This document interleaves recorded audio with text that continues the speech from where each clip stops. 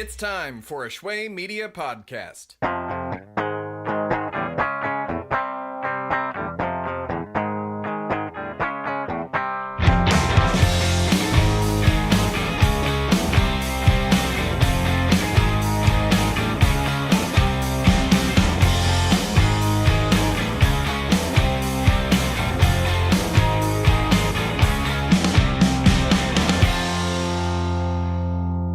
Hello everyone, and welcome to Bands We Love to Hate, a show where we take a different band every single month that we as society have deemed just awful and give them one final look and listen and see if they are actually deserving of all the hate and just general awfulness that we just bestow upon them. So my name is Tim. I am the head of Shway Media and one of the hosts of this show, and I am joined today by my co-host, Sam Schwegler. Say hello, Hey, Sam. what's up, everyone? I'm Sam Schwegler. Yes, Nice Sam, to meet you. Sam is the host of the Schwegcast, also on Shway Media, and I am the producer of all of the shows. So, let the conversation begin. Sam, what band are we talking about today? Today we're talking about Smash Mouth. Now, we maybe think, oh, have we beaten this dead horse that is Smash Mouth to death? And I think we have not. I think we need to raise that zombie back up and beat it to death again. I think it is time to do what we gotta Scooby-Dooby do. Do what we gotta Scooby-Dooby do, exactly. So, Smash Mouth. I'm going to go over their stats real quick, because it doesn't make sense that this band gets this rap of being so bad. I mean, they have gone for forever and are still going strong to this day. They just released a new album that's for some reason not mentioned on Wikipedia, but they started off with Fu Shu Meng, I guess is how you pronounce it, in 1997. Their first single on that one was Walking on the Sun. Then Astro Lounge with All Star, Smash Mouth with I'm a Believer, and Holiday in My Head. And those are the last songs that any of you remember. Because then in 2003, we get the Picture. Then The Gift of Rock, which was their Christmas album, which I just listened to right before we started this episode and got through a couple songs before I had to shut it off. Not because it was bad, partly because it was bad, mostly because we had to start recording this episode.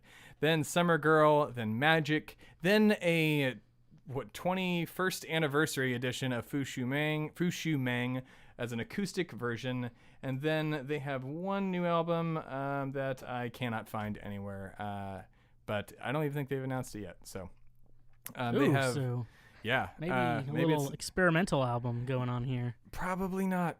I'm just going to go out on a limb and say that they have not changed their sound at all over the years. And that limb would be very sturdy because they haven't, because we listened to at least the majority of their music. I tried. They have 18 singles. And out of those, which ones have gone platinum? Well, first, their albums that went double platinum, Fu Shu Meng went double platinum, Astro Lounge went triple platinum, and Smash Mouth, the one with, which one was it again? I don't even remember. I'm a Believer? I'm a Believer and Holiday in My Head went gold. And the singles themselves, we had Walkin' on the Sun went platinum.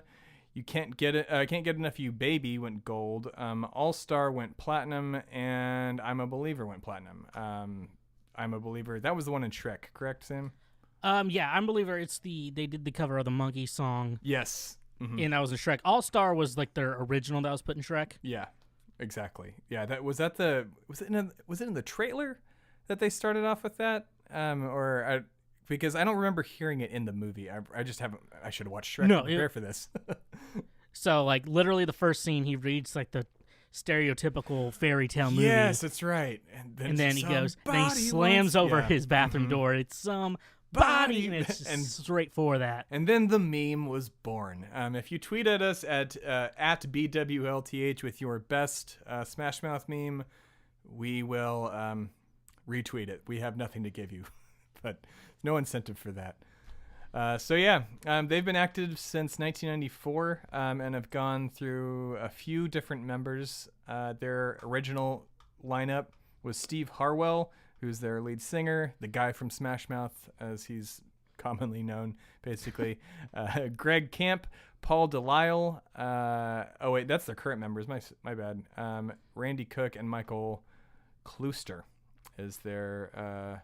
Those are the current members of Smash Mouth.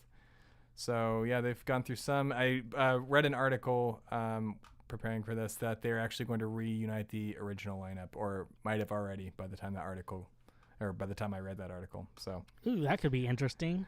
yeah, no, the original guy that wrote the songs with them, I believe it was. I might have that okay. wrong. So yeah, I knew it was like the guitarist was the one who wrote most of the songs. Yeah, exactly, and which is why I am giving them more credit than I did before, because I've just, as I do with most artists, figured the record label wrote most of them. Oh yeah. Yeah. It was like the record label days. Yeah, exactly. It was Interscope was the label that they were on too. So it's just like Interscope and Geffen. I don't know if it's the same anymore, but they used to.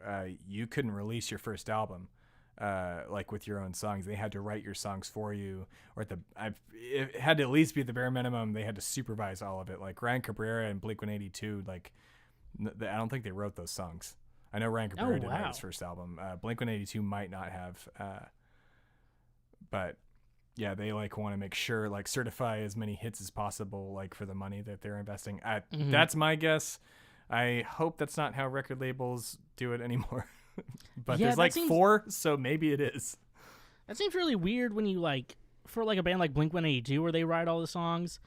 That does seems weird, because it would be okay, you write a song and you send it to a record label and they tell you if they like it or not, but it's not it's not like that anymore. If you keep writing shitty songs, it's are we allowed to cuss? Yes, we can cuss. Okay, yep. So we haven't established the rules of this podcast. Perfect yet. podcast question. Can you cuss? You fucking can cuss. That's you have to say that every time. But anyways, it's typically I'd know that if you keep writing shitty songs, then they're we're going to bring a professional songwriter in with you guys and actually make a good song or something like that. Yeah, well, but didn't you want me in the first place? Yeah, that's the thing. You're you great. Want the image. Yeah. We like how you look, but we're going to bring in this, random dweeb to come in and write some songs for you, instead of your natural talent that we sought out at the club that you played at. But you can put these songs on the next album, kid. Don't worry. Yeah, that's. But no, even then, when I was reading about Steve Smashmouth, as we're gonna call him, he made friends with A&R people. He fought hard to get to where they were then, and I guess stopped trying as hard to get because where they are now. They're not playing very big shows. They realized Shrek was a thing. They made Shrek, and it was the peak. Yeah, it was perfect peak of 1996 bands like Smash Mouth, Eve 6, Sugar Ray, all those, and then into the 2000s where it started moving into new metal, pop punk kind of a thing, and Smash Mouth kind of dwindled out once it was Shrek 2, and then oh, can we get another Shrek? 3 was not great. Yeah, actually, 3 was okay. 4 sucked. Oh, you didn't like 3? I thought. No, I like 3. I didn't like 4. The one about the elf or something. I don't remember what it was. 3 was when Rumpelstiltskin. That was. There was a random thing I saw on Shrek 3 when Shrek enters the high school, the marching band plays All Star. Oh, dude. Oh, yeah, that's right. Oh man, that's funny. There's Justin Timberlake's in that movie too. He's a Prince Arthur. See, that's a very talented musician. Mm-hmm. But so their last album was allegedly it's the 2008 acoustic album for Fush Xiu Mang. Sorry for the high pitched whistle. Fush Xiu Mang. I think it's supposed to be okay. It's supposed to be a play on words of Fush Xiu Mang. So if you have sensitive ears, you may have to pause do the 15-second thing. Oh my God! It's a play on words for fuck you, man. I am not good with puns in that way, and did not that. I like that even more now. See, they get some bonus points for that for me. I'm cool with that. I have some friends in Austin called Mother Falcon, and they that's where they got their name, because they would say Mother Falcon instead of motherfucker around their parents. like that's a genius idea. Yeah, that is actually pretty smart. So they're currently sitting, at least on Spotify, because that's, in my opinion, that's the only one that really matters. Because iTunes, I don't think you can see plays on iTunes actually, but All Star is sitting at almost 364 million plays on Spotify. Walking on the Sun is just over 45 million, so like one hell of a drop off. And then I'm a Believer is just over 56 million. Can't Get Enough of You Baby is over 7.3 million, and Why Can't We Be Friends is 8.8 million. So huge drop off after that. And then after that, what do we got? It goes down. Oh yeah. There's at the number 10 spot on their Spotify top 10, Every Word Means No is 284,000. So looks like people just listen to All Star for the hell of it, or it's just on a bunch of like Jock Jams playlists on Spotify. Yeah, I know. I there's many times I play it just to annoy friends and just like put it on loop. I did that with an Alexa at my house. Mm-hmm. Stop. And yeah, I activated it on accident. If good old network friend Micah Chrisman listens, this one's for you, buddy. Yeah, it's weird.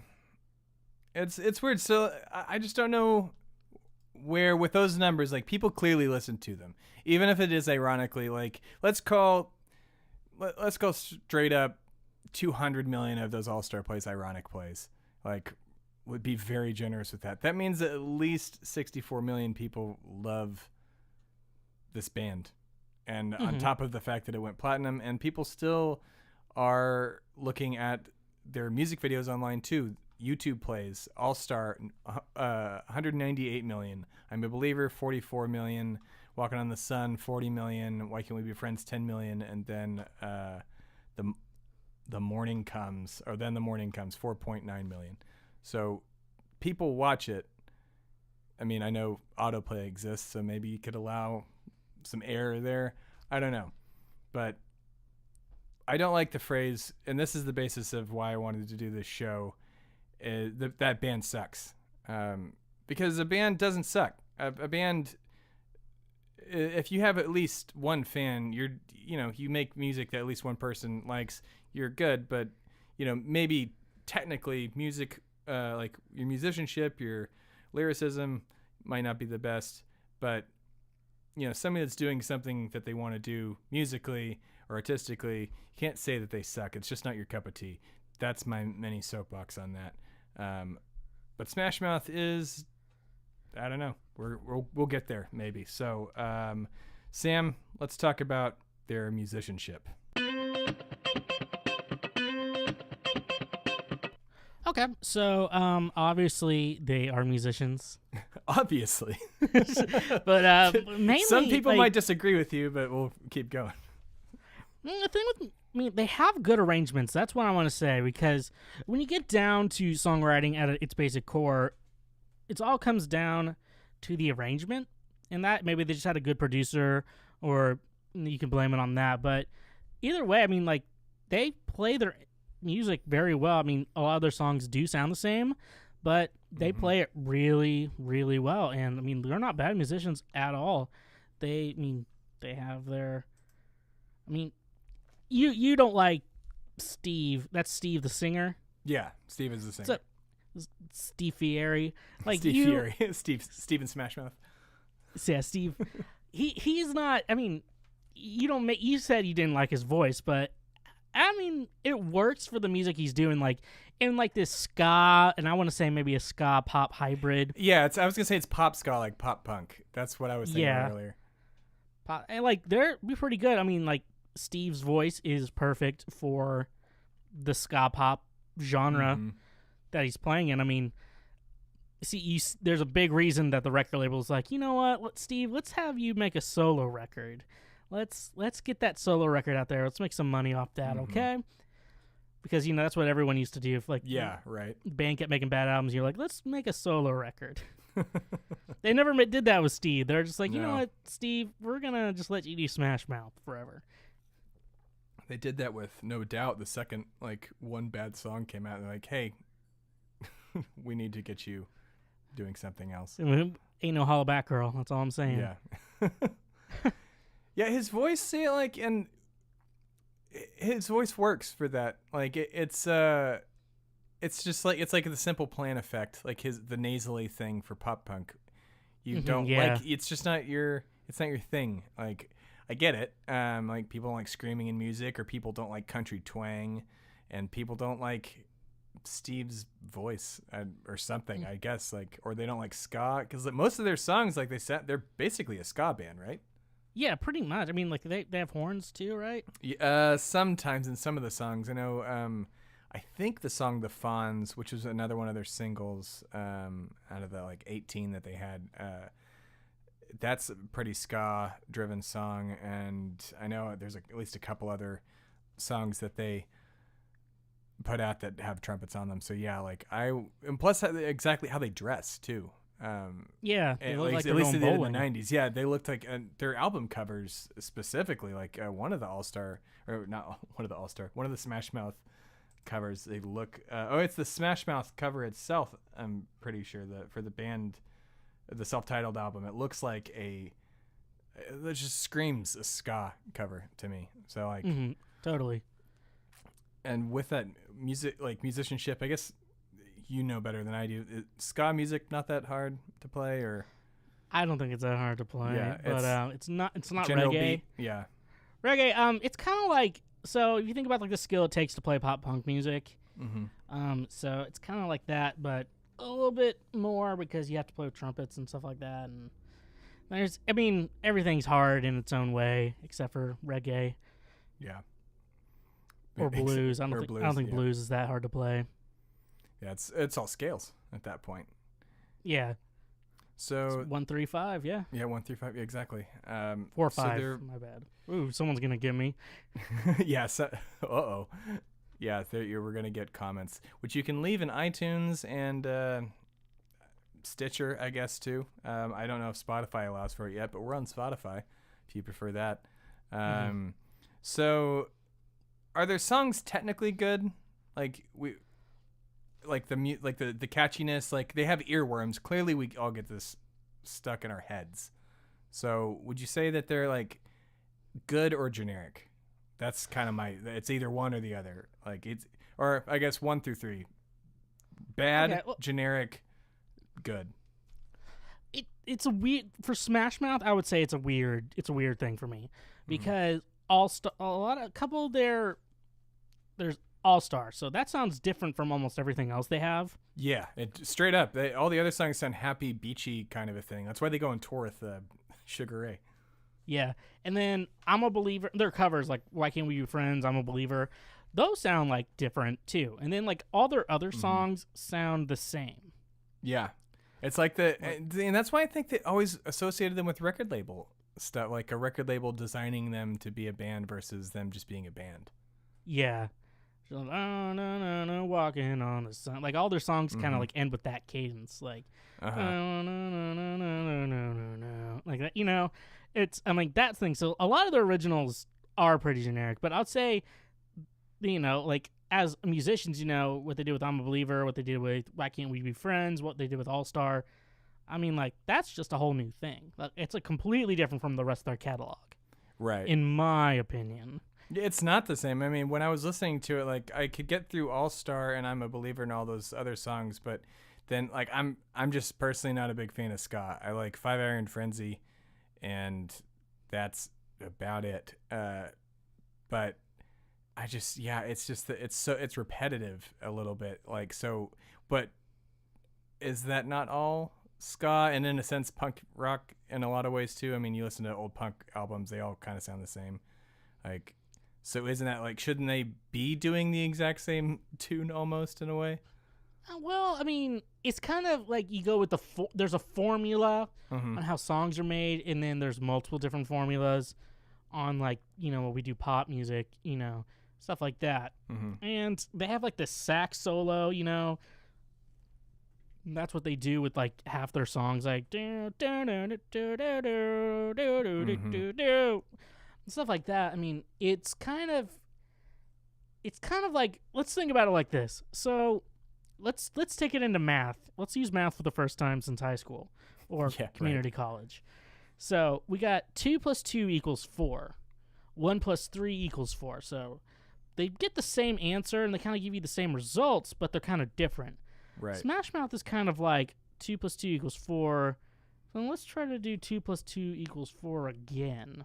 Yeah. And get 4. If that makes that's a good analogy. That's for a very actually that is probably one of the best analogies I've ever heard. Which we want to talk about the Chainsmokers a little bit. This is just a different band because if you talk about, I guess their first full-length album that they released, it goes a lot of the songs, and I did actually test this, and they do. It goes from the 4 chord, the 5 chord, the 6 chord, and back down to the 5, or some kind of different variation of that. They kind of did it in the way where all the answers were 4, but they did it in multiple different ways. Right. Or like maybe they did 5 - 1, or 2 + 2, or 1 + 3, stuff like that, if that makes sense. It's like they did, it's the same formula, it's the same answer, but a different formula. Right. Yeah, exactly. Yeah, and that's why, like, I don't know if that's why, like, people end up hating bands because they all, like, because not everybody, like, knows the things you just said. Like, they don't know about the different style chords that they use. They don't know about the different progressions that could be used and the different scales that could be used. Like, but I think people might just subconsciously realize eventually, like, oh, hey, this band sounds the exact same all of the time, and I don't know why, and I don't like it anymore. And then they just move on. And I think that's a victim for pretty much every band we're going to talk about this season. Yeah, and I know we're doing a lot of like 90s bands, kind of 90s, early 2000s. Yeah. And we think about it, I mean, music's changing so much these days. And we think about it think about a band like Smash Mouth, who was early 2000s, 1994. Let's say their career died in 2004. Let's just make that. Yeah. Let's just say that. So, think about how we consumed music in 1994 to 2004. Maybe you've had a CD player. I had a CD player. I had a CD Walkman that I took everywhere with me. Everywhere. This big, bulky... Anti-skip technology. Whoop, whoop. And then they would just break my CD player so much. Oh, memories. CD books. And so you didn't really... Albums were so weird because if you were kind of just a casual radio listener who really liked the hits, what you got was those like Now That's What I Call Music 15 or stuff like that, you know? And then now it's kind of like, oh, you're listening to a song, let me just go on my phone, listen to it. Yeah. And so now we have like this technology, oh, let's listen to the best 10 songs Smash Mouth has ever released. Right. And then you listen to them all in a row, and then you realize, oh, these all do sound the same. Exactly. And so then you realize, now bands are like, maybe I can't write the same song 12 times.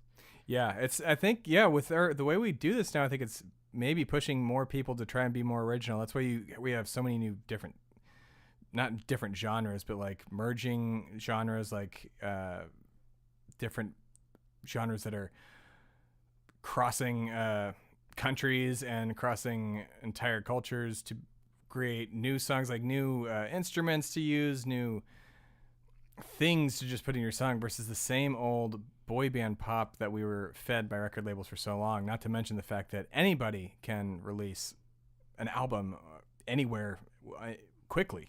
You know, you can record it on your phone and have it on the internet by the end of the day. Especially in Wyoming. Why in Wyoming? Doesn't matter. Last time we heard from Wyoming, that's not Bon Iver. Bon Iver's out. Bon Iver is out. It's Volcano Choir now or something. Bon Iver. Is he hiding out in a mountain again? We don't like Bon Iver on this show. He's kind of a dick. Anyways, so we're going to take a quick commercial break. And when we come back, we are going to talk about their lyrics, their videos, and who they are as people. So stay right there. Don't touch that dial. But touch it if you need to, like, pee. I don't know. Or if you got to go back to work. Go back to... Do your work.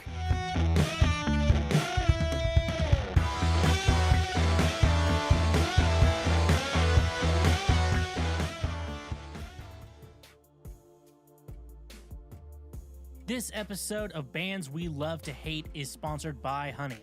Honey is a free browser extension you can download using the link in the description of this episode. Honey searches the entire internet for promo codes, coupon codes, free shipping, and anything else that will save you money when buying things online. It is 100% free, and at no point will you have to pay for it at all with microtransactions.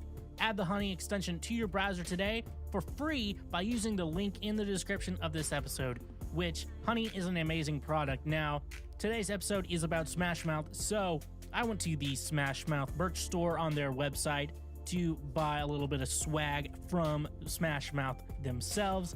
And look, $65 once I apply Honey. Bada bing, bada boom, 20% off my order from the Smash Mouth store. An incredible deal, and is something incredible that I absolutely love. I've been using Honey since before they sponsored this show. I love Honey. And so, use the link in the description of this episode today by just simply downloading an extension and saving yourself money when shopping online. Now, let's get back to the show.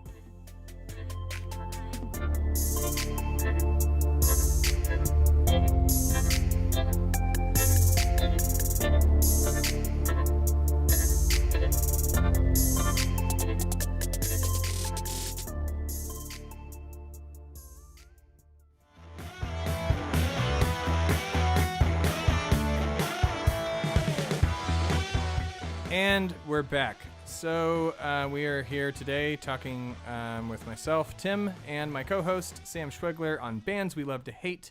You can check us out on Facebook at Bands We Love to Hate and on Twitter at BWLTH.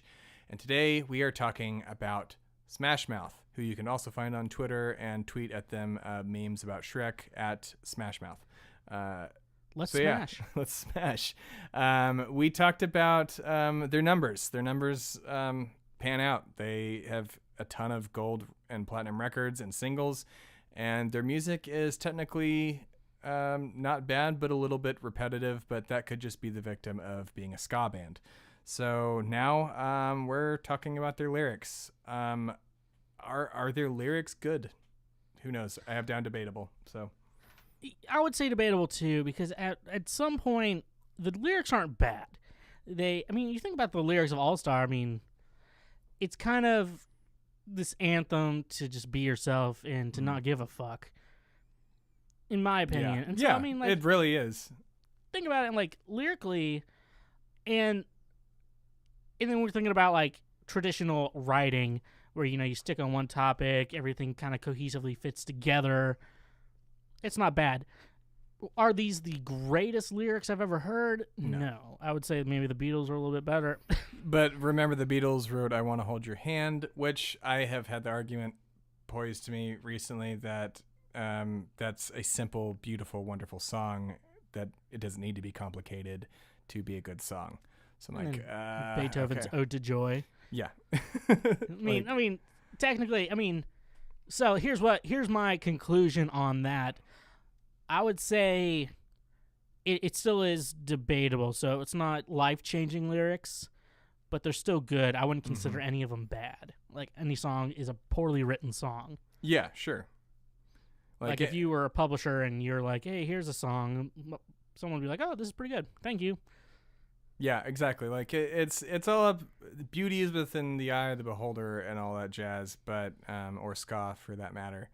But I mean, technically, we all remember them. Like Steve, I was reading an interview with him. He said that he lost his voice one day, and the crowd was just singing all the songs for him. Like he could barely get some of the words out, and the crowd just kind of took over. And like people know them, they get stuck in their head. Throughout this whole month, I've been getting All Star stuck in my head periodically. Only All Star, not any of the others. But I don't know. I only get like the somebody, just Yeah. Shrek opening his bathroom door. It just smells. It smells ogre, like green gas and everything. Smells like onions. So they also wrote their own songs too, which I have to give them credit for that. Like, I'm a big fan of if you write your own songs. If somebody writes your own song or your songs for you, there's nothing wrong with that, but don't act like you're hot shit like Justin Bieber does or anybody else, like when you be the king of country. Like, what's his asshole name? Who's the guy I hate, Sam? Who's the country artist that didn't write a damn one of his songs? Not Greg. I don't know. You better not talk about Garth Brooks. It's not Garth Brooks. Okay. No, Garth Brooks wrote some. That's the thing. Garth Brooks wrote some of his songs. Whatever. I'll think of it later. But so they wrote their own songs. They didn't steal any songs. They covered. I mean, it was the Monkees song, "I'm a Believer," and then there was one more cover of a song that they did. What was it? I am blanking on it. We were just talking about Why Can't We Be Friends? Why Can't We Be Friends? Yeah, there we go. And that was really early on too. Yeah, it was on Fushi Mang, which I know how to pronounce now. I mean, in their covers were, obviously covers. It's like, it's one thing, when you're having a song originally performed by or made famous by said artist, but they were just like, oh no, this is a cover of this song. Mm-hmm. They weren't trying to, claim it, as they wanted to originally performed by Smash Mouth. Yeah, exactly. Like with the "I'm a Believer," that I'm pretty sure they just did that for Shrek. Like they wanted that song in there, and like, well, Davy Jones is so old, and the other monkeys are dead, so let's do it with, hey, we got the guys that sang All Star. Why don't we just have them do it as well? Well, the story, I believe I remember correctly. Oh, there's a story. Which I probably should have double confirmed before the show. Yeah. Is that they wanted a cover of They wanted "I'm a Believer" for the film, I guess because it fits the theme of the movie. Yeah, sure. And so they are just like, let's find a modern band, current modern band that's pretty popular to do the cover of it. Which is, you think about movies all the time these days, and they do the same thing. So they had Smash Mouth, do "I'm a Believer," so they got that cover done. And so that's why you see that that's why you see that "I'm a Believer" is on the album Smash Mouth, the self-titled album. Mm-hmm. And All Star is on their previous album, Astro Lounge. So they needed a song kind of for the opening credits of Shrek. And they're like, well, we already got Smash Mouth doing "I'm a Believer." Why don't we just use one of their original songs at the beginning of the movie? Oh, dude, that's awesome. So they pulled them in to like cover this song, but then we're like, hey, they actually have a pretty kick-ass song on an old album. Oh, man, that's good job, DreamWorks. So, yeah, it's all, I think, because it's all under Universal. Yeah.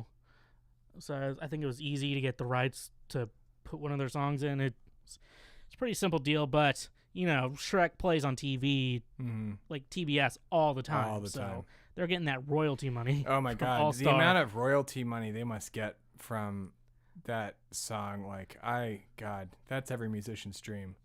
Yeah, just think alone, like, "I'm a Believer," like, I'm pretty sure they weren't going to get any, I don't know how much money they actually get from "I'm a Believer," probably slim to none. Anytime it's played on the radio, you get 9 cents. If it's played in a movie, they have something in their contract that'll say that they get, anytime it's played on TV or otherwise, they'll get a royalty from that. Or they made a contract early on, like, you get this flat rate, which I highly doubt was the case. No one would take that. Nobody would no, take it. This was "I'm a Believer," a song they didn't write.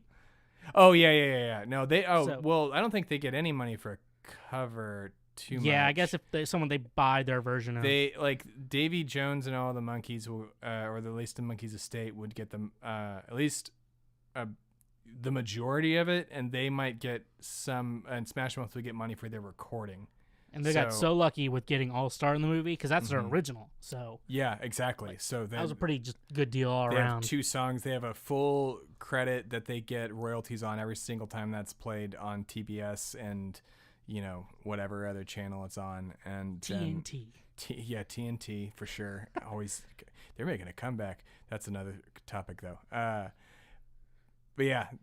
If you want to know how royalties works, you can go listen to the Schwegcast anytime I am on, or if Sam is talking to another musician, and there will be plenty of conversations about that. Or we talk about Marilyn Manson. Or we talk about Marilyn Manson, and that's we'll talk about Marilyn Manson next season.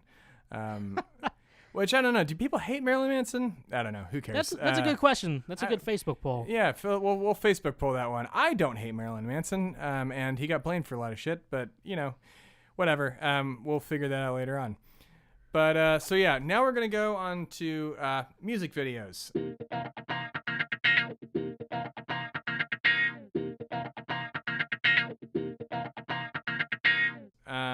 One, I totally forgot. Oh wait, so All Star, I think we're forgetting something, was in Mystery Men. That's where All Star got famous first. Oh yeah, that movie. Yeah, and which is, if you don't know what Mystery Men is, it is such a bizarre, wonderfully quirky movie with, I'm gonna try to remember the cast off my head, Ben Stiller, the guy who plays Pee Wee Herman, William H. Macy, Kel Mitchell from Kenan and Kel, and Hank Azaria, and then Aaron Eckhart, I think I might have that wrong, is a superhero that dies in the movie as well. And then I don't remember the female protagonist in that movie. But yeah, their whole music video is a Smash Mouth music video.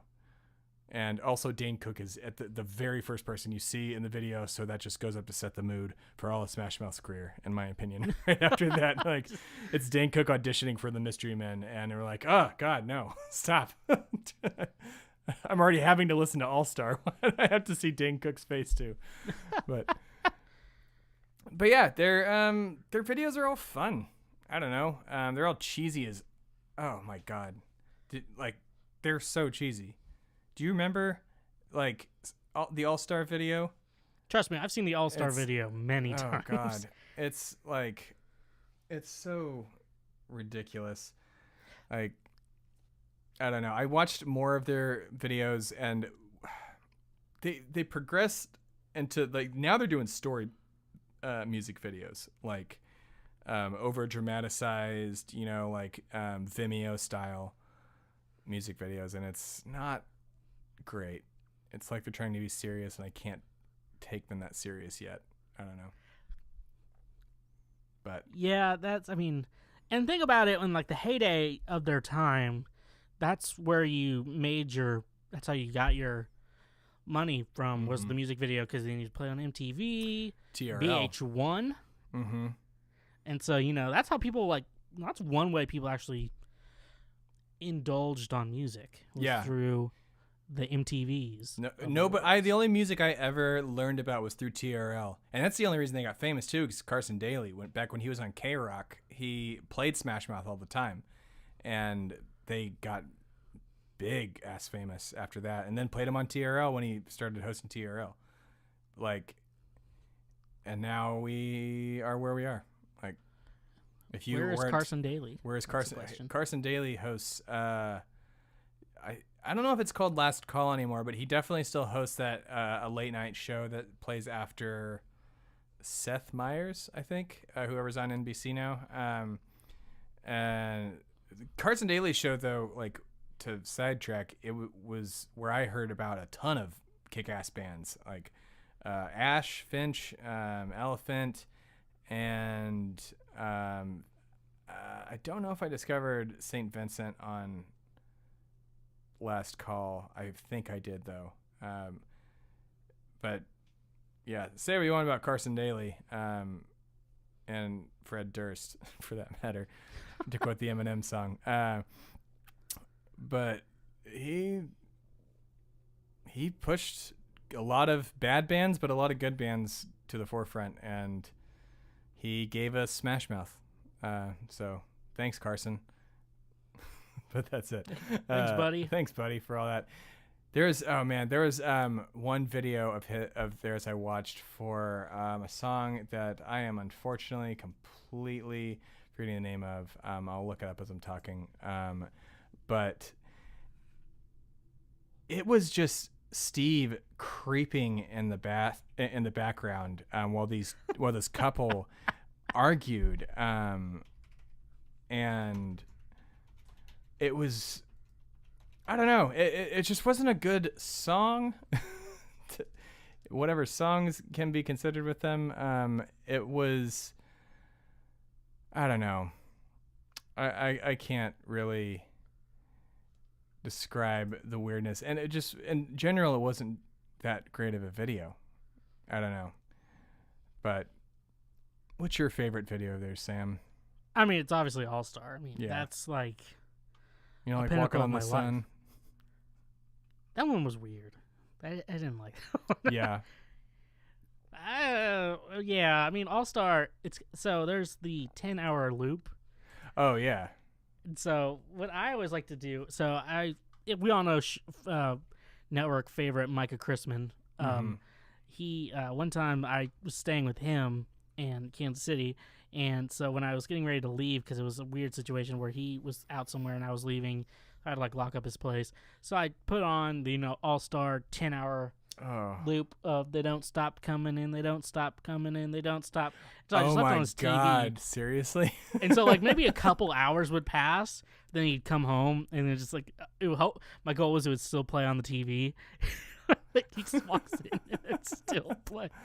Oh my God. But apparently his like TV like was like having a loading issue and so didn't. But so the All-Star video has like a special place in my heart. Just like Steve jumping on a car. Yeah.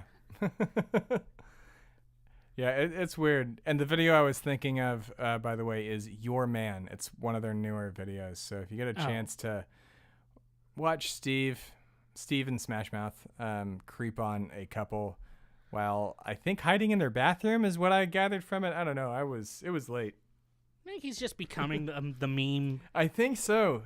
Like his hair is blonde in that video. It's not blonde now. His hair is white, thank God. He stopped bleaching it and just gave in to his age. But it's word of the wise. Just give in to your age. Give in to your hair color. Don't dye it. Isn't that like half the point of having a wife? At some point, they'd just be like, hey, let's quit dyeing your hair a ridiculous color. Yeah, just have a person in your life to say, hey, you look good with gray. I've got gray in my beard because I don't know. I have a lot of beard hair, so who knows? I don't have gray hair yet, so I'm still sexy. Yeah, that's true. You're also in your, adolescent 20s, young man. I'm 31. Reaching my upper 20s. So. Upper 20s. Good for you, son. I'm making myself sound way older to the audience than I actually am. 31. I don't get carded anymore, though, so that's fun. But I've been getting carded since I was 8. Yeah, pretty much. It's called moisturizer, fam. You had a straight up off topic, but moisturizer. You day drink a lot. Use moisturizer. Do you wonder why you want to not look dead on the inside from how much alcohol you drink? Just use moisturizer. Just big bottle of Jergens, dump it right on over your head. You'll be right as rain to keep drinking another fifth of vodka the next night. Straight up, that's what keeps you going. We should get Jergens as a sponsor. Jergens. Nobody knows what Jergens is anymore. They totally should start sponsoring podcasts and they'd be popular again. They'll be the Casper mattress of lotions. We're here for you, Jergens, if you want to sponsor the show. But I also went through some live performances. I did not go through a lot. And on the research that you hopefully all have gone to bandswelovetohate.com and looked through, so you could participate in this episode. If you didn't, go there and watch Smash Mouth music videos and listen to the This Is Smash Mouth playlist on Spotify, and then read the articles about Smash Mouth that we put up there as well. We will not hold it against you for that long, but then we will. I might. Sam is a definite grudge holder. But I included the videos too. I felt it appropriate because the Hard Rock Cafe is so weird and like kitschy. I wish it had been what's the other one? Planet Hollywood, but it's their concert from live at Hard Rock Cafe somewhere. It just doesn't matter. Yeah, it doesn't matter. They're all the same, I think, but they all have the same T-shirt. That's for sure. Different city on the T-shirt. Different city on the T-shirt. Yeah, their production costs for those shirts do not cost a lot, but yeah, it was interesting. It was a very generic performance. I don't know. I watched videos of him later on too, like recent videos of them performing as well, just so I could compare. And they pretty much just stick to the script. Like how their songs are also like, they all kind of sound the same. Like every show I saw, like I clicked through a few, like watched like a couple minutes of different decades and years that they've played, All Star and Walking on the Sun. And Steve does like a little shimmy similar to Shaquille O'Neal in the cat gif where they're like shaking. It's arguably the best meme and gif on gif whatever on the internet. But it's just like, it's kind of like the older chubby guy shimmy thing going on when he performs. Like it's not that he doesn't have stage presence. It's a little like that actually. But I don't know. I grew up listening to rock and roll and watching people jump around and performing rock and roll and jumping around myself. And I like swinging my microphone and, pop punk crap like that. But so maybe I'm a little biased, but I also watch old bands. Like, I mean, dude, The Who and, people we call good bands that we all remember and love. Like they performed, like, I don't know. It's just something for me about a musician if they put on a good show. Like everybody wants to see a good show. And if you're just going there to hear their songs, like one of the things was that Steve had said in an interview is like, people come up to me and go, dude, you sound exactly like your album. And that's one of the best compliments anybody can give to me. I'm like, that's great.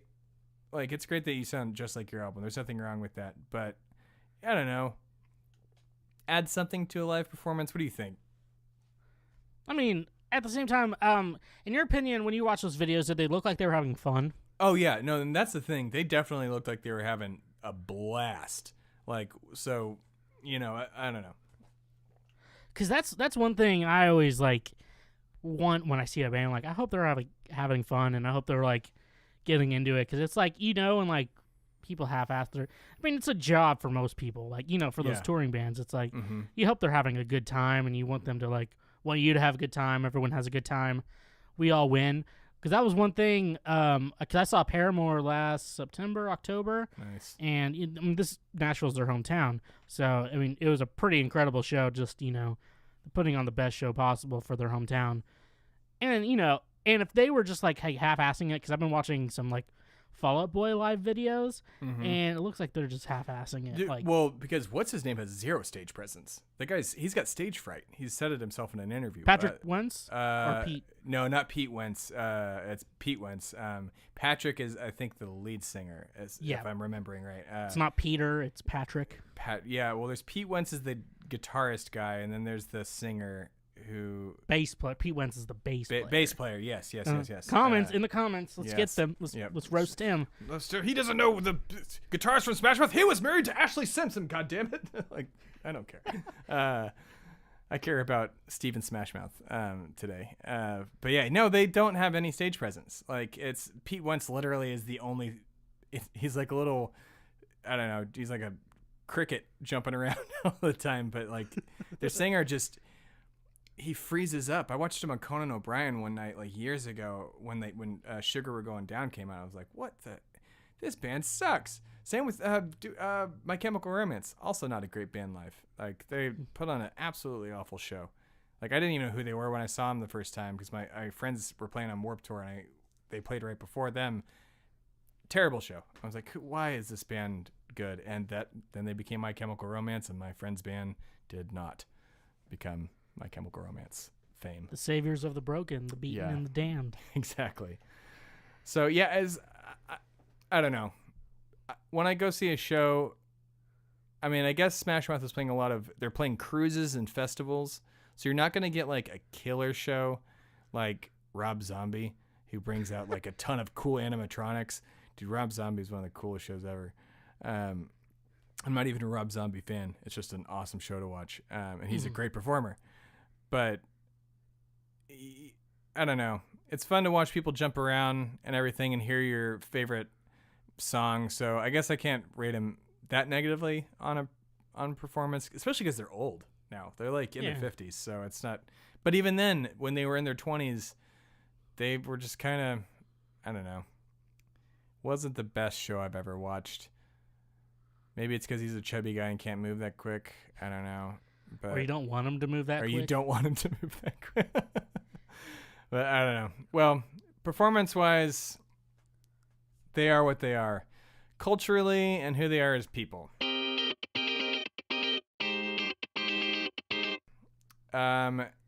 Do they add or take away anything for that matter from a culture? I say no. I mean, is ska a culture? Because they didn't really add to it. They popularized it slightly more than No Doubt did. I don't know. Yeah, I guess they're the most mainstream ska band. Outside of No Doubt. Yeah, it's definitely outside of No Doubt. Asterisk next to that.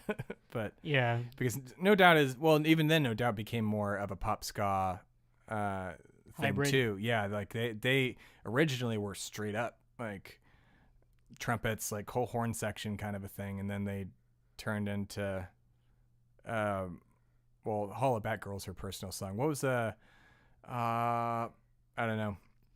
The album right before she went solo.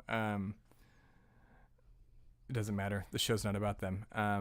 But This is my Smash Mouth show. yeah, this is the Smash Mouth show. But yeah, like, so the ska pop, I guess, is the only culture that they would be in. They did not create a subculture at all, and unless ska is that subculture, which it was already around. So they didn't really add anything, is what I'm getting at. I don't think they created anything new either, other than giving us the meme. Like, Yeah. culturally, like, if we're going to talk about culturally, like, they did give us plenty to laugh at indirectly. It wasn't their intention for everybody to make weird Shrek and Seagull memes out of All-Star. But I don't know. So if we're talking culturally, do you know the game Slender Man? I do. Okay, so there is I guess, I want to say it's like a game hack. Mm-hmm. That's going to be the easiest way for me to describe it because I don't know anything. So basically, you know how Slender Man chases you and you have to collect all your scrolls before he catches you and Is before this your a light. Is this a game?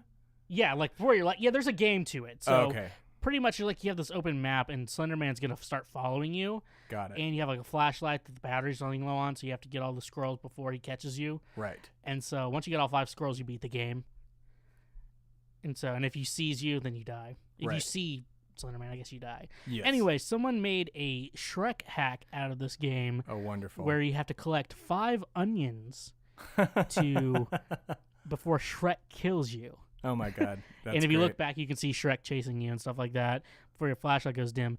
And the music playing in the background is like a horror version of All Star. Oh, wonderful. Oh, I'm going to go play that the second we're done.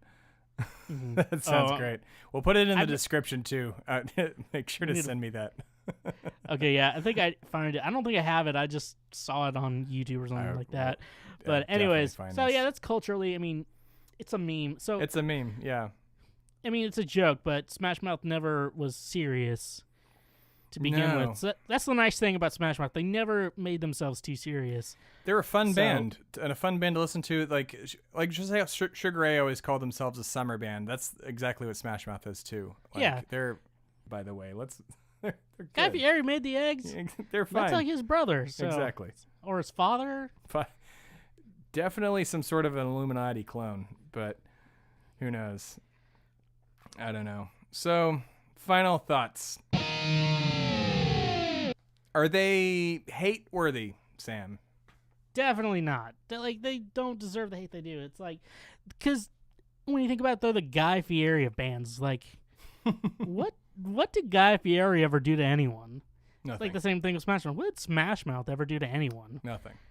So, Besides good things, nothing. Except for that guy who threw bread at Steve. yeah, we got through Bread at Steve. Guy Fieri made a gross restaurant that's definitely good, and we all want to eat there, whether you want to admit it or not. Like, it's just all cheese. It's the most American cheese-filled restaurant you can eat at, like Paunch Burger on Parks and Rec. And trust me, anything Guy Fieri does is like It's gonna be good. A-okay with me. Yeah, dude, the guy he's a great guy. And Steve Harwell, whatever. Steven Smash Mouth and the rest of his mates are also good guys. So I'm a no, they don't deserve any of this hate. Like, I think they were just at the right place at the right time and then fell into obscurity until the internet came around and memes were created. Like, and then Reddit and the rest of Twitter and Facebook took care of him. Now All Star has 360 plus million plays on Spotify, and that's just on Spotify. That's not counting the downloads they have all the time, the royalties they make from those records. So scale of 1 to 10, 1 being unlistenable, 5 being they're okay, and 10 being better than you think. Sam? I'm gonna give them a solid 6 because at one point it's not bad music, but at the same time it's music that you're kind of like, I don't want to listen to this. Yeah. I don't want to listen to this. It's not like turn this music off right now, but at the same time you don't want to listen to it either. So I would say like a 6 out of 10. You know, that's not the greatest music of all time, but it's definitely not bad. Right. It's definitely near the same level of Toy Story 2, as I believe. All right. Everything. I can. Okay. That's a good frame of reference. I'm gonna go with a 7.5 if I can, because this is an arbitrary scale that we made up. But only because after reading all of the things that I did about them, and which I thought, like, going in, like, I rolled my eyes, and like we did an episode of the Schwegcast a few months ago as like a precursor to this, and I listened to all of their music and was just mad the whole time. I was listening to it while I was like doing my day job, and I had to turn it off. But I hadn't read anything about them. So I feel like if I had read some of the articles and interviews with the guys from Smash Mouth before I had read it, I would have probably had a more clear opinion about them. And it's just, I don't know, knowing how much they love doing what they do, that makes me like go, okay, I don't want to listen to you, but I don't want to do this. But it, you're okay, man. Like you guys added to our internet culture, if anything, and you make us laugh, albeit unintentionally, and we all have fond memories of Shrek. At least some of us have fond memories of Mystery Men. You give white people culture. You give white people culture, and it's something they might need. Because they keep stealing everybody. They keep stealing everybody else's. So I think white people just need to embrace Smash Mouth as their all we have is god. dog gender reveal parties and Smash Mouth. And so, yeah, we have dog gender reveal parties, Smash Mouth, and brunch. Love brunch. Well, I think that's gonna wrap it up for this month. And you can find us at bandswelovetohate.com, on Facebook at Bands We Love to Hate, and on Twitter at BWLTH. You can find Sam at the Schwegcast. That's SCHW, and for the Schweg part. EGCAST. Sure, you spell it and out for me. SamSchweglermusic.com. And SamSchweglermusic.com. You can find me at Shway Media. That's SHWAY Media. And TimmyTwoStep.com, and find our other shows at ShwayMedia.com. Almost forgot the name of my own company. And now that we're at the end, we can announce to you the next band that we are doing. Drum roll, please. Don't do that because it's going to make the mics jump. We are going to do Sum 41. America's favorite. What are they? Pop punk? I guess they were pop punk. Oh no, wait, they're not. They're not even. Avril Lavigne. They aren't America's favorite. They're America's favorite Canadian favorite because they're from fucking Canada. The band that married Avril Lavigne, and then Avril Lavigne left them for Nickelback. And thank you so much for listening. Please leave us a review on iTunes or on Stitcher or wherever you get your podcasts. But the iTunes reviews help us the most because we are all servants of the grand and powerful wizard of iTunes. We're also on Spotify, which I hope that one takes off more because I like them better. But any last thoughts, Sam? I don't know. Just stay schwoke. Stay schwoke, sure. Okay, that's not our catchphrase. Good night, everybody, and please remember to go to bandswelovetohate.com, and thank you for listening. Bands We Love to Hate is produced and edited by Shway Media and hosted by Tim Phillippe and Sam Schwegler. The show's theme is by Sam Schwegler, and all other music is by Sam Schwegler and Timmy Two-Step. For more, visit bandswelovetohate.com and shwaymedia.com. And be sure to catch up with Smash Mouth at smashmouth.com and hear their timeless body of work on iTunes, Spotify, YouTube, or wherever you get your music. Thanks again for the song, Smash Mouth. You'll always be our all-stars. Now this is podcast. Casting. It's America, the podcast!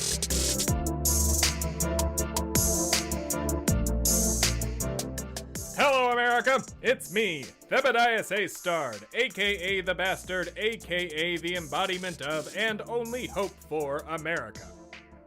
You may have noticed lately a gentle calming in your ears. Well, that is because I haven't been screaming my very important words into said ears. This would be due to the fact that my show, America, the Podcast, has been off the air for quite a while. As you might guess, being America's lobbyist, as well as its embodiment of and only hope for, can be rather time-consuming. Well, fear not, my fellow Americans, because my wonderful show, America, the Podcast, will be coming back in March, albeit in a slightly different format. As you all know, it is now 2019, which means it's time to start running for president in 2020. And we at America the Podcast want to help you make the most informed decision possible when you go to the polls in November of next year. Or at the very least, help guide your thumbs as you argue with your racist, climate change denying uncle on Facebook. To do this, we will be releasing the show in two different ways. The first will be mini episodes released periodically. Each episode will contain a profile of each person running for president, whether it be the 20-plus Democrats running for president, the few people with the balls to primary Trump, and even some of the independents. The main show, that we will be releasing once a month, will discuss the different political parties that make up America, starting with the Green Party. While a premiere date is not set, I can swear to you, on the grave of our ability to say Merry Christmas, that I will be back, screaming my very important words into your ears in March. So that you do not miss the premiere date, please remember to follow the show on Twitter at AmericaThePod, on Facebook at America the Podcast, and visit our website, AmericaThePodcast.com. I am giddy at the thought of being able to influence your hearts and minds and scream my very important words into your ears once again, and I know you feel the same way. But for now, remember to America as hard as you can every single day. I will see you in March. It's America, the Podcast!